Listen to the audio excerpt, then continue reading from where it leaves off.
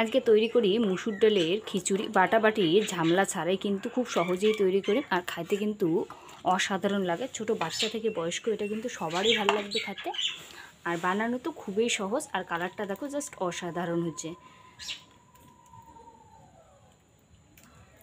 তো পুরো ভিডিওটাই দেখো, দেখলেই বুঝবেন কত সহজে তৈরি করা যায়, আর খাইতে কিন্তু জাস্ট অসাধারণ লাগে। তো চলো রেসিপিটি শুরু করে দাও, আশা করুন খুব ভালো লাগে। নমস্কার বন্ধুরা, তোমার চ্যানেল রূপসী পাকশালা তোমাগুলোকে আরও একবার স্বাগত জানাম। আজকে দারুণ স্বাদের একটা রেসিপি তোমাদের সাথে শেয়ার করি। তো পুরো ভিডিওটাই দেখো, আশা করুন খুব ভালো লাগবে। তো চলো রেসিপিটা শুরু করে দাও। সবজি খিচুড়িটা তৈরি করার জন্য এই জায়গায় হচ্ছে মুসুর ডাল আর চাল।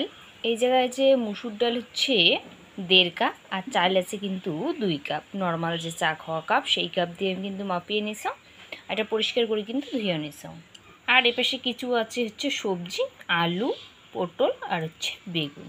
তো তোমাদের পছন্দের যে যে সবজি আছে সেটা কিন্তু এই জায়গায় দিয়ে পার। আর বেশি খিচুড়ির জন্য কিন্তু জলটা বসিয়ে দিয়েছিলাম। জলটা কিন্তু খুব ভালো গরম হচ্ছে। যতটা চাল ডাল নিছো তার কিন্তু ডবল নেওয়া লাগবে হচ্ছে জল। তো জলটা যখন এইভাবে ফুটবে তখন চাল আর ধোয়া চাল ডালটা দিয়ে দেবে। এই খিচুড়িটা কিন্তু বাচ্চাদের খাওয়ানো খুবই ভালো, একদম স্বাস্থ্যকর আছে, যেহেতু সবজি আছে মুসুর ডাল, আর বানানো তো খুবই সহজ।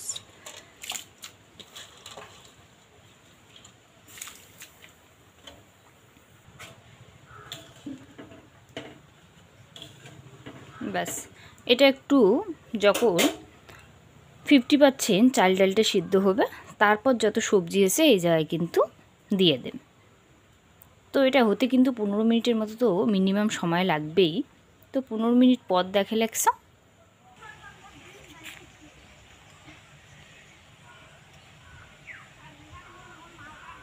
15 মিনিট কিন্তু পর দেখে লাগছে।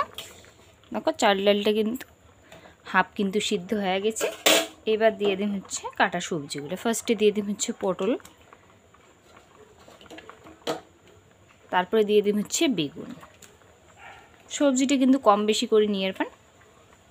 দিয়ে দিন হচ্ছে আলু,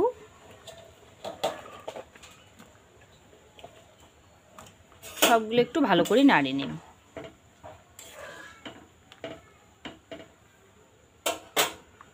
এই টাইমে কিন্তু হলুদ গুঁড়োটা দিয়ে দিন, কারণ হলুদেরতে কাঁচা গন্ধটা থাকবে না।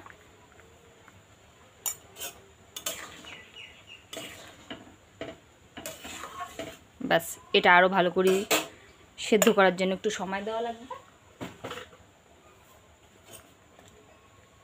তো এটা ততক্ষণ সিদ্ধ হোক। আবার কিন্তু 10 মিনিট পর দেখে লাগছে। দেখো খিচুড়িটা কিন্তু খুব সুন্দর সিদ্ধ হচ্ছে। আলুটা দেখে লাগছে,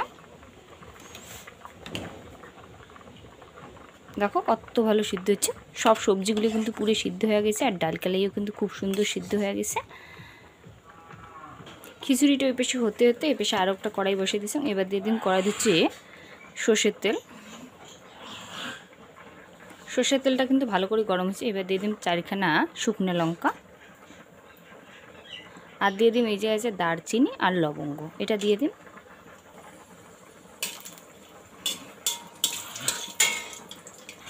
শুকনো লঙ্কাটা যখন লাল হয়ে যাবে তারপরে দিয়ে দিন হচ্ছে আস্ত জিরা কয়েকটা। এবার এটা খিচুড়িটার উপরে ফোড়নটা কিন্তু দিয়ে দিন।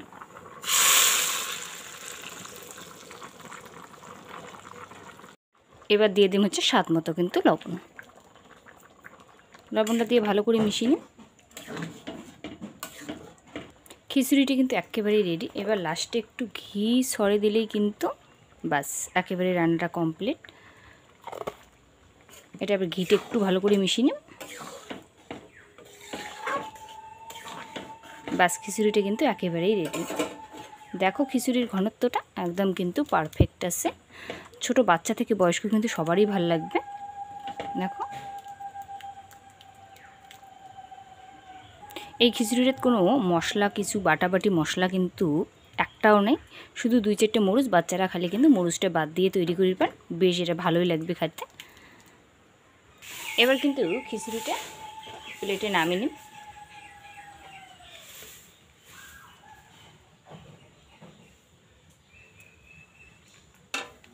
দেখো খিচুড়িটার কালারটা। এটা কালারটা যতটা সুন্দর, খাইতে কিন্তু তার থেকেও এটা বেশি সুন্দর হয়। আর বানানো তো খুবই সহজ, সেটা তো দেখলেনি। তো এতক্ষণ রেসিপিটা দেখার জন্য অনেক অনেক ধন্যবাদ।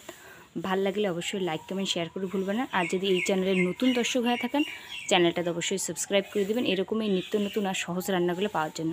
তো টাটা, সবাই সুস্থ থাকবেন, ভালো থাকবেন। আর নেক্সট ভিডিও কিন্তু আবার দেখা হবে এরকমই চটজলদি আর সুস্বাদু খাবারের রেসিপি নিয়ে।